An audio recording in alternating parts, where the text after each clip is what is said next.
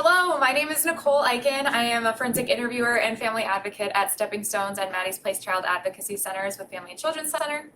And I'm Olivia Kadronowitz. I'm also a forensic interviewer and family advocate at Stepping Stones and Maddie's Place Child Advocacy Center at Family and Children's Center. And today we're going to be talking to you about signs and symptoms of child abuse, how to prevent child abuse, and to do that we're going to be using a PowerPoint.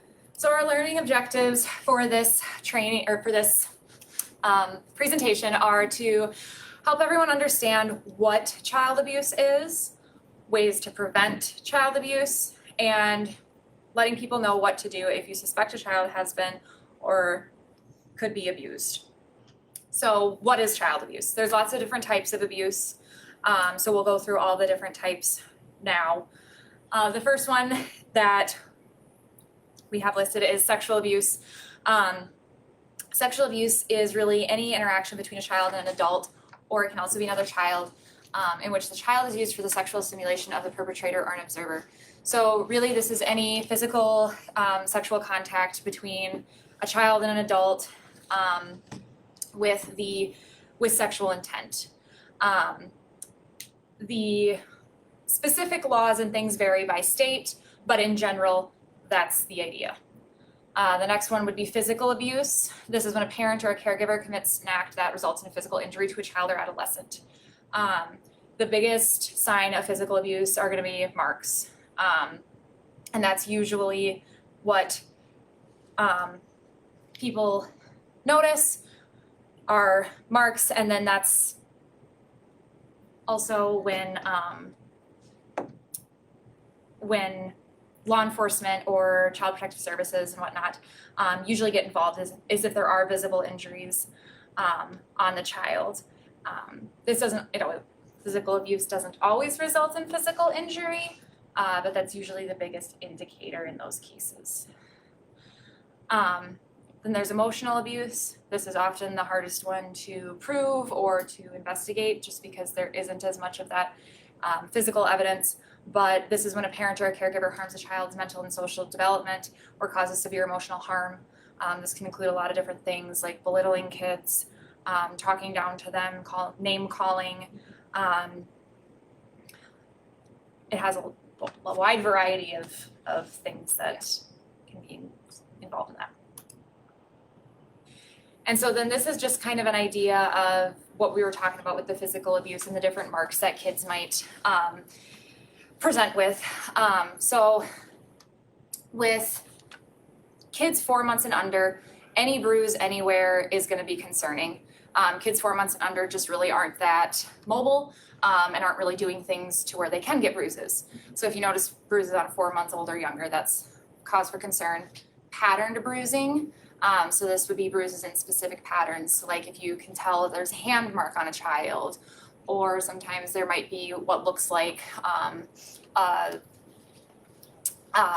linear mark and then a circle at the end that can be indicative of a belt being used. If there's cords used, those might result in loop patterns or also linear marks. And then there are places on the body that kids don't typically get injured on accident. So that's going to be torso, ears, neck. And you'll see over on the left side there that faces. So I'm not a medical professional, but really any injury to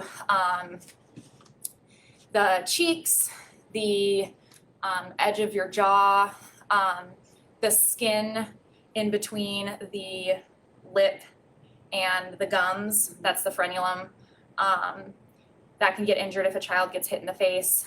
If there's any injury or marking to the eyelids or to the eyes, the white part of the eye, that can be signs of trauma.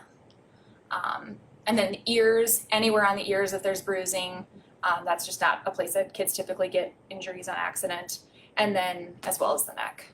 Some other forms of child abuse would be neglect, and this is the failure of a parent or other person with responsibility for the child to provide needed or necessary food, clothing, shelter, medical care, or supervision to the degree that the child's health, safety, and well-being are threatened with harm.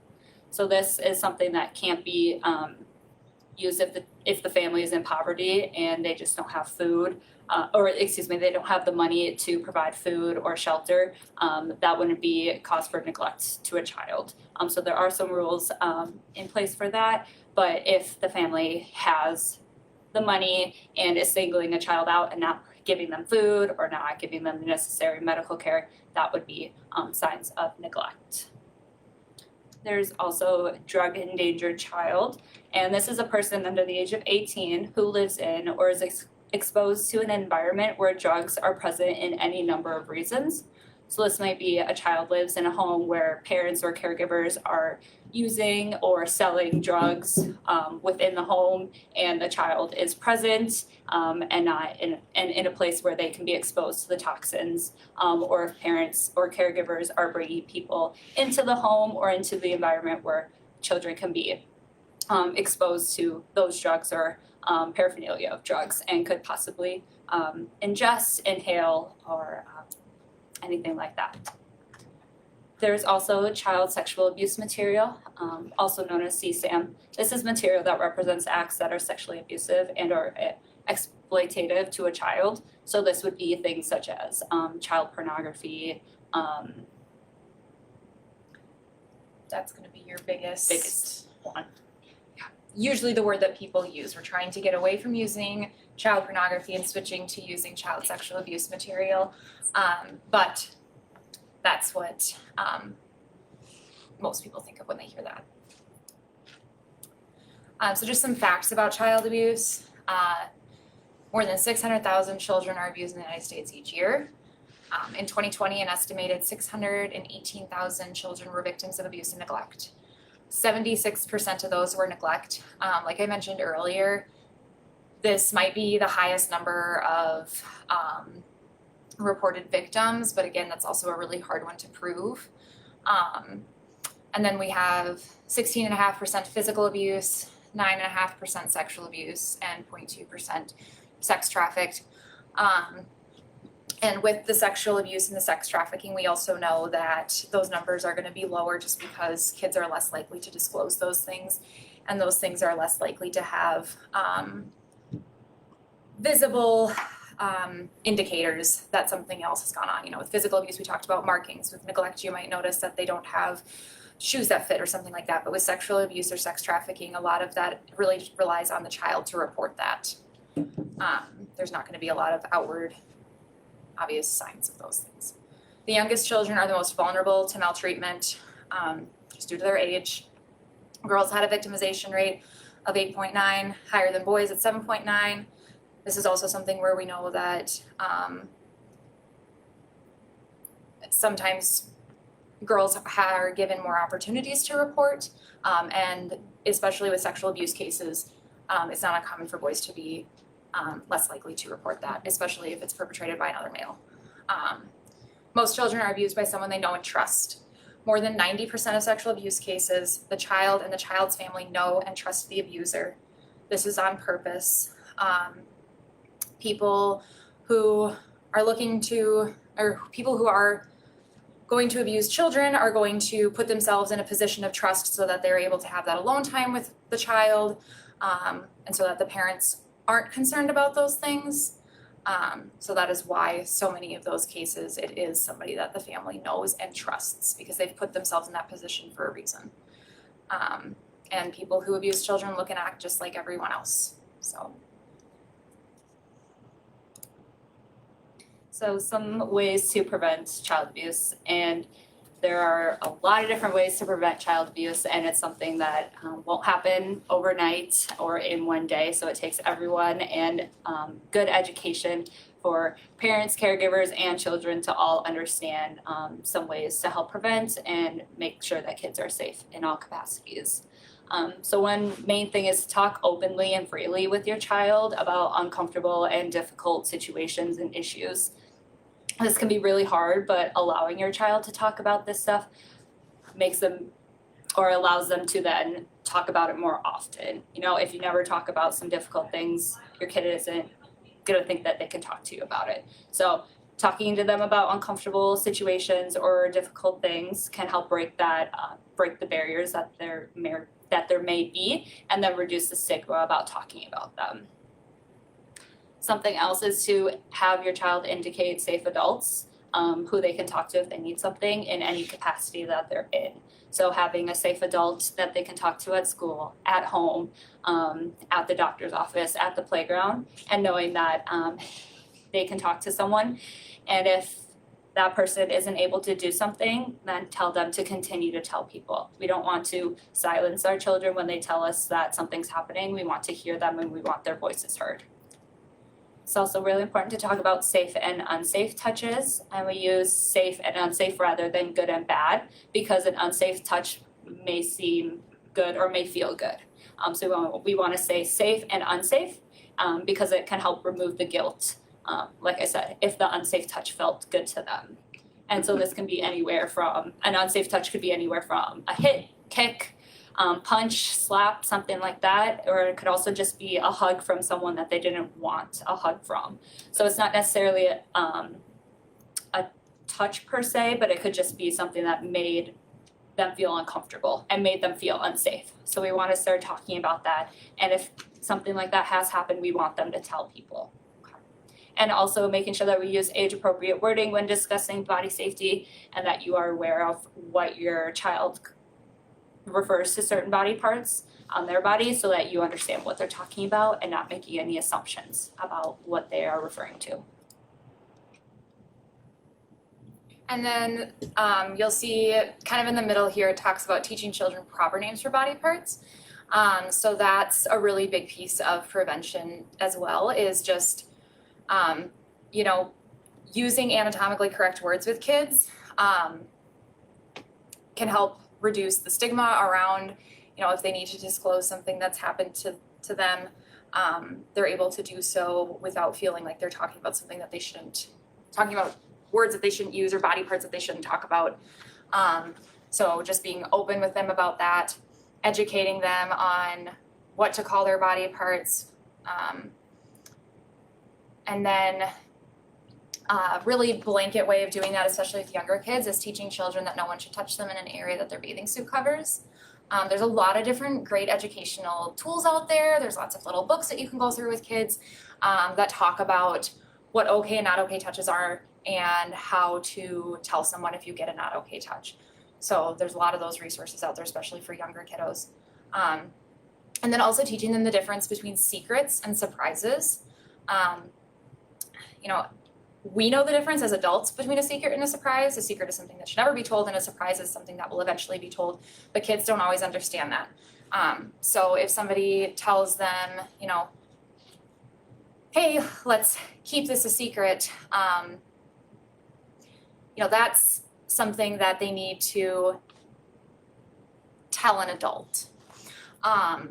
Surprises can be a good thing. So we want kids to know that they shouldn't have any secrets from, mom or dad. And if somebody asks them to keep a secret from mom or dad, that's not okay. They should tell mom and dad. And there's a difference between telling them to keep a secret and keeping a surprise. So and helping children understand, if someone says, hey, we're going to surprise mom or dad, that's okay, because then mom or dad will eventually find out. A secret's something that they're never going to find out about. So we want kids to know the difference. And then a huge part of prevention, especially these days, is monitoring your child's TV, video, social media, and internet viewing and usage. And I think the next slide goes into the list a little bit more. So technology is a huge part of our kids' lives these days, especially with like online schooling and just all the access they have in all areas of life. So understanding what they have access to is a big part. Going through, if your child has a phone, understanding, what apps they have, the different privacy settings, and monitoring those things to make sure that your child isn't engaging in concerning behaviors or isn't, getting concerning messages, things like that. And if that is the case, then talking to them about that and helping them understand people should not be sending you these things. This is not okay. If it happens again, tell me, tell someone else, report it. because that is something that kids are exposed to a lot with media and technology. So putting filters on kids' phones, setting parental controls is huge. There's a lot of different apps out there as well that can help you monitor your kid's phone from your phone. So there's a lot of good technology out there that can be helpful to monitor the child's technology. And spend time with your kids online. Understand what they do online, who they interact with. You know, if they're on Fortnite, who are they talking to? Are they talking to kids they go to school with, or are they talking to like 3 people that they've never met? Listen to the kind of language that they're using, the kind of language that people are using to talk to them.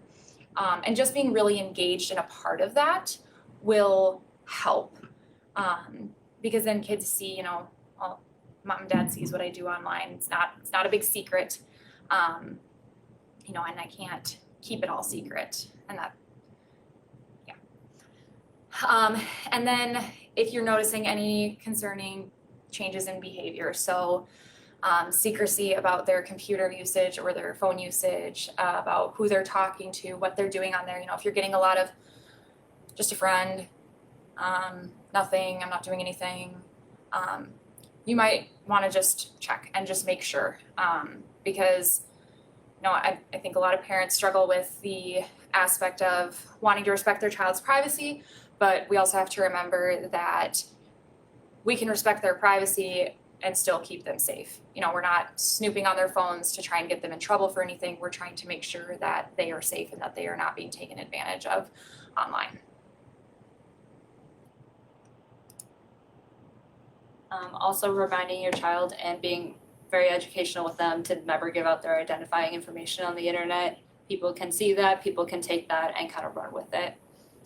Also to set reasonable time limits on computers and phones, part of the whole privacy and restrictions to this. So they're limiting the amount of time that they're on their phone, but also making sure that it's not at the early morning hours, because that can be different time zones, things like that, when maybe adults are on their phones, or people that your child shouldn't be talking to are on the computers and communicating with them.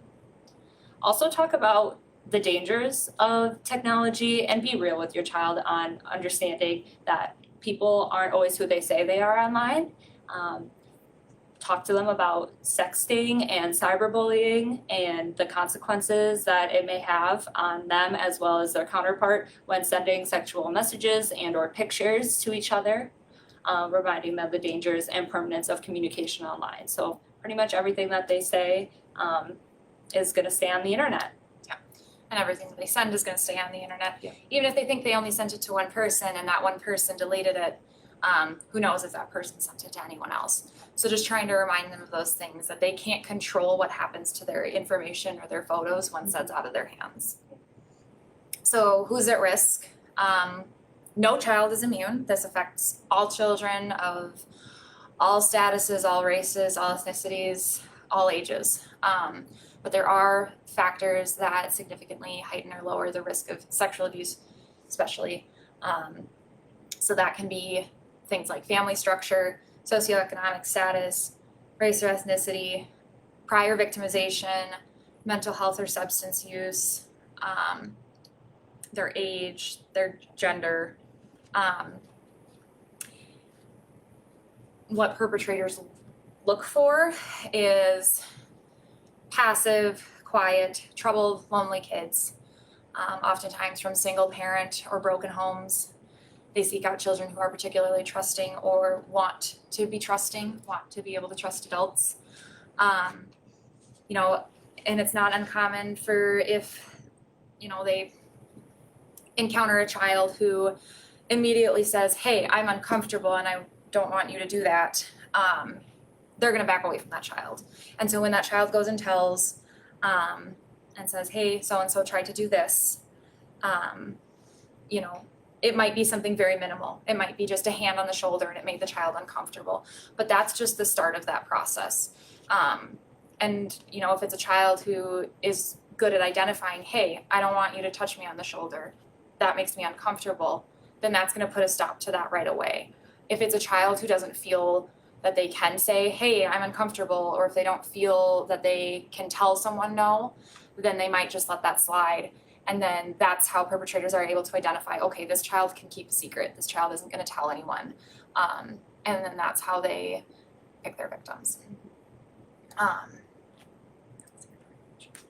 Another way to prevent is to minimize the opportunity for children to be alone or isolated in one-on-one situations with adults or other youth that they may not be familiar with or might not be someone that they feel comfortable with. So more than 80% of child, particularly sexual abuse incidents occur when children are isolated, whether that be with an adult or another youth. And although one-on-one time with trusted adults is very, very healthy and valuable for children, we need to make sure that we're taking the necessary steps to protect them while nurturing these relationships. So knowing who they're with, dropping in unexpectedly when the child is with that person alone to make sure everything's okay.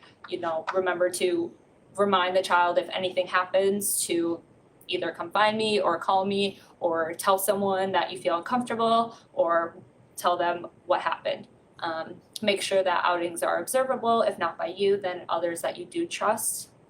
And then if they're with an adult, ask about specifics of the planned activities before your child leaves your care. So knowing where they're going to go, what time they're going to be there, making sure that they have your phone number if they need to contact you in any sort of way, making sure that the child knows what to do if something happens either to that adult that they're with or to them themselves. And then safe environments can reduce the risk of abuse in all sense. So recognizing the signs. There's a lot of different signs that kids display, and it really all depends on the kid. But don't expect obvious outward signs when a child is being abused. So the physical signs, not as common. These are going to be the ones that are easily identifiable to, a doctor. So redness, rashes or swelling in the genital area, UTIs, marks, cuts, bruises. If they're having chronic stomach pain or chronic headaches, that might be an indication that there's something more going on. And again, like I said, those things are not as common. What we see more of is the emotional or behavioral signs. So this can be anything from kids trying to be too perfect to kids suddenly failing all of their classes and just withdrawn and depressed.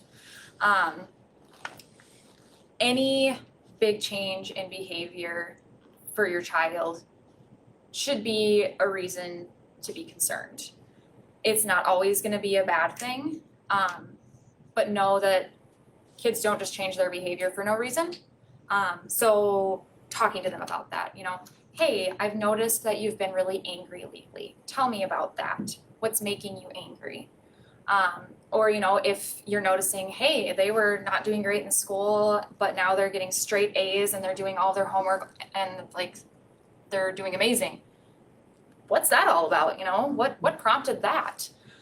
Because sometimes that can be a sign that there's something going on that they can't control. And so then their way of controlling things is doing well in school and doing well in other areas because they can't control the abuse. And then again, the withdrawal, the depression, anger, acting out.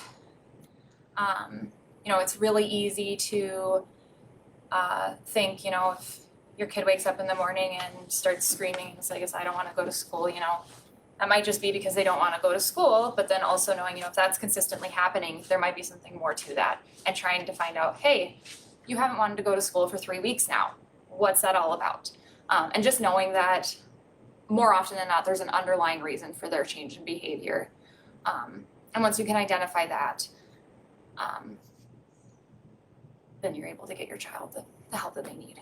But also knowing that, especially with sexual abuse cases, sexual language and behavior that's not age appropriate. So if you're noticing, your 8-year-old using words that you've never heard them use before, or your 5-year-old acting out things that they haven't seen on your watch, and asking them about that, where did you learn that? And if you see something really concerning and aren't sure what to do, you can always call us, you can call CPS.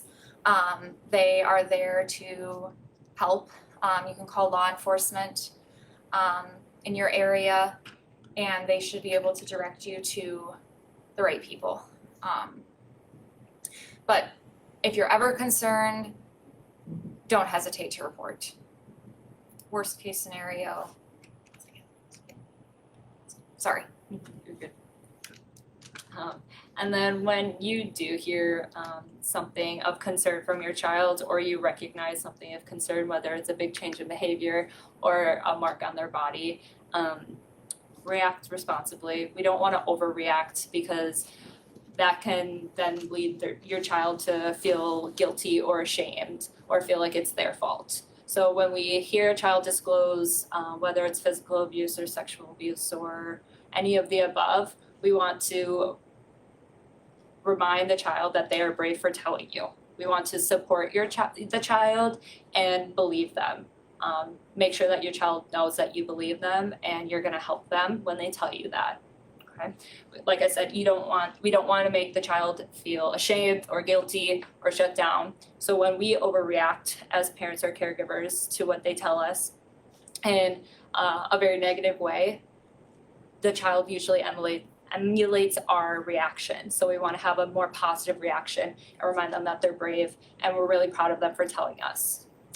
And we also want to make sure that we tell the child that they're not in any trouble, because more often than not, the child thinks that it's their fault or that they're going to be in trouble because of what happened, but it's not. It is not their fault at all, and they will not be getting in trouble.